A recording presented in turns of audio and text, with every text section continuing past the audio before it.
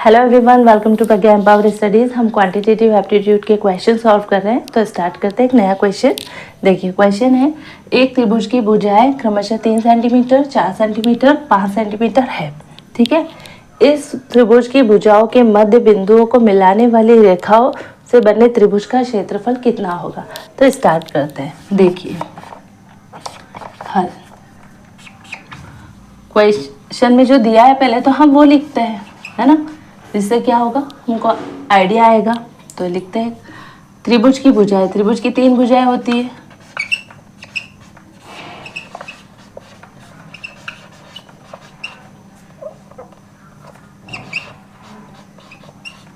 क्रमशः क्या है दी है ना,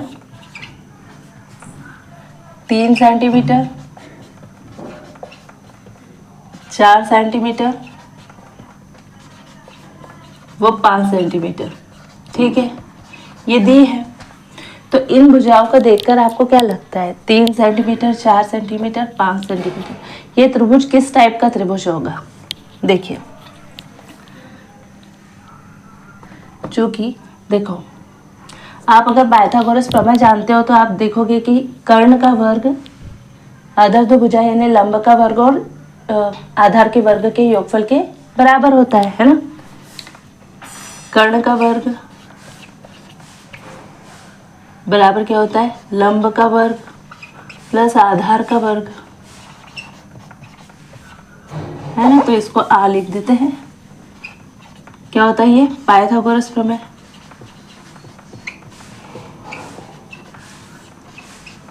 होता है ना, ठीक है।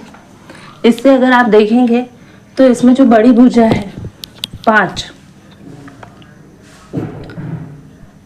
या हम देखो 5 का स्क्वायर, लंब का स्क्वायर, यानी हम इसको 3 को लंब मान लेते हैं, प्लस आधार का स्क्वायर यानी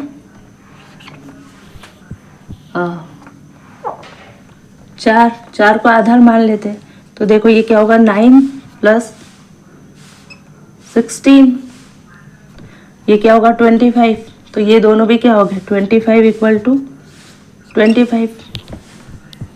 ठीक है ना। तो आपने देखा कि जो कर्ण का वर्ग है वो लंब के वर्ग प्लस आधार के वर्ग के बराबर है। तो इससे क्या स्पष्ट होता है, इससे ये पता चलता है, इसलिए या स्पष्ट है कि दिया गया त्रिभुज समकोण त्रिभुज है।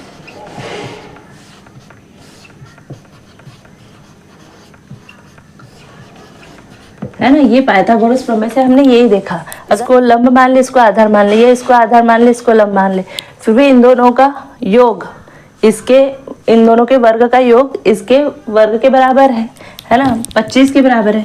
जिसका तो ये जो कर्ण क्या होगा, जिसका कर्ण 5 सेंटीमीटर है ना, यानी ये जो है कर्ण वाली भुजा है। तो त्रिभुज कैसा बनेगा हमारा, आप आधार किसी को मान लो पर आपका कर्ण ये बनेगा। तो ये है 5 सेंटीमीटर, इसको भले आप 4 सेंटीमीटर मान लो, है ना, इसे 3 सेंटीमीटर। ये इस तरह का त्रिभुज है। कैसा त्रिभुज है, समकोण त्रिभुज, है ना। अब हमको त्रिभुज का आइडिया लग गया। अब हम इसके मध्य बिंदुओं को मिलाएंगे। तो इसका मध्य बिंदु यहाँ कहीं होगा, है ना। आप स्केल से खींचेंगे तो आपको ज़्यादा अच्छा मिलेगा, ये और इसका मान लो ये। तो इनके मध्य बिंदुओं को मिलाने से बना त्रिभुज, ये त्रिभुज बनेगा। इन तीनों के मध्य यानी ये 2.5 सेंटीमीटर पे इसके मिड पॉइंट लगाओ, एक पॉइंट। ये 4 सेंटीमीटर है तो 2 सेंटीमीटर का एक पॉइंट पर लगा दो, और एक ये 3 है तो 1.5 सेंटीमीटर पर एक पॉइंट लगा दो। इसके मध्य बिंदुओं पर पॉइंट लगाया और तीनों को जोड़ दिया। तो ये भी इन तीनों को मिलाने वाली भुजाओं से हमको एक त्रिभुज मिल गया, ये वाला। इस त्रिभुज का क्षेत्रफल हमको ज्ञात करना है। देखिए मध्य बिंदुओं को मिलाने वाली रेखाओं से बने त्रिभुज का क्षेत्रफल कितना होगा, यानी इस त्रिभुज का क्षेत्रफल हमको निकालना है। क्योंकि ये क्या है, एक समकोण त्रिभुज।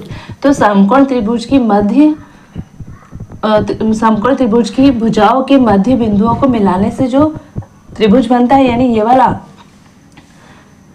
इसका 1/4 होता है। पूरे त्रिभुज के क्षेत्रफल का क्या होता है, 1/4, है ना, कर्ण इतने सेंटीमीटर है। अतः समकोण त्रिभुज की भुजाओं के मध्य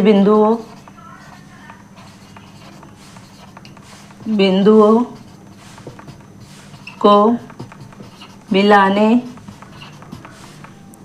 से बने त्रिभुज का क्षेत्रफल कितना होगा? त्रिभुज के क्षेत्रफल का चौथा हिस्सा, यानी त्रिभुज का क्षेत्रफल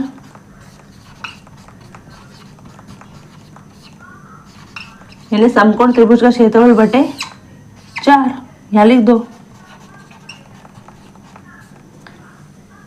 तो इसको हमें आगे यहाँ, ये समकोण त्रिभुज का क्षेत्रफल क्या होगा? 1/2, यानी पूरे बड़े त्रिभुज का क्षेत्रफल 1/2 आधार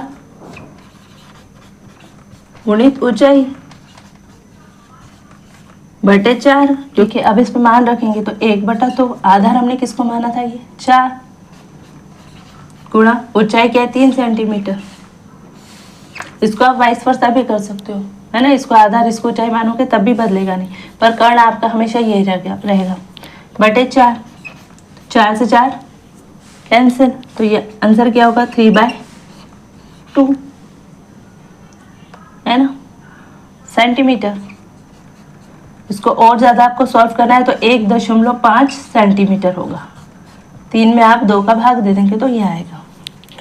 तो इसमें आपको सबसे पहले ये ट्रिक देखनी है कि ये इस तरह से 3, 4, 5 दिए तो हमको देख के ही समझ में आ रहा है, क्योंकि हमने समकोण त्रिभुज के और पाइथागोरस प्रमेय के बहुत सारे क्वेश्चन सॉल्व किए हैं, है ना, स्कूल्स में। तो हमको ये समझ में आ जाता है कि इन दोनों को जोड़ेंगे ना, इनका वर्ग करके जोड़ेंगे तो 5 के वर्ग के बराबर होगा, यानी ये एक समकोण त्रिभुज बनेगा। तो भी हमको करके दिखा देना है ना। तो पाइथागोरस प्रमेय लगाया तो हमने देखा कि इसको अगर कर्ण मान ले तो ये दोनों इनमें से किसी को भी आधार या लंब मान लो, पर इन दोनों का वर्ग करके जोड़ो ना तो 25 ही होगा, जिसे इसके बराबर। तो ये क्या होगा? समकोण त्रिभुज बन जाएगा। तो हमने लिख दिया कि स्पष्ट है कि दिया त्रिभुज कैसा है? समकोण त्रिभुज।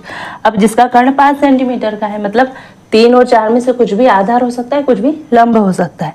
अतः समकोण त्रिभुज की भुजाओं के मध्य बिंदुओं को मिलाने से बने त्रिभुज का क्षेत्रफल क्या होगा? पूरे समकोण त्रिभुज का क्षेत्रफल बटे 4, इसलिए 1/2 आधार गुणित ऊंचाई बटे 4। इसको रखा तो आधार 4 और ये ऊंचाई 3 मान के रखा, तो काटा, सॉल्व किया तो 3/2 सेंटीमीटर या 1.5 सेंटीमीटर आएगा आपका आंसर। तो आई होप कि ये क्वेश्चन आपको अच्छे से समझ में आया होगा। अच्छा लगे वीडियो तो वीडियो को लाइक कीजिएगा, चैनल पर नए हो तो चैनल को सब्सक्राइब कीजिएगा, फ्रेंड सर्कल में शेयर कीजिएगा, है ना। और अगर आपका कोई इशू है, कोई कमेंट है, अगर आपको कोई क्वेश्चन सीखना है तो आप कमेंट बॉक्स में कमेंट करें। मिलते हैं नेक्स्ट वीडियो में, तब तक के लिए जय हिंद, जय भारत, थैंक यू।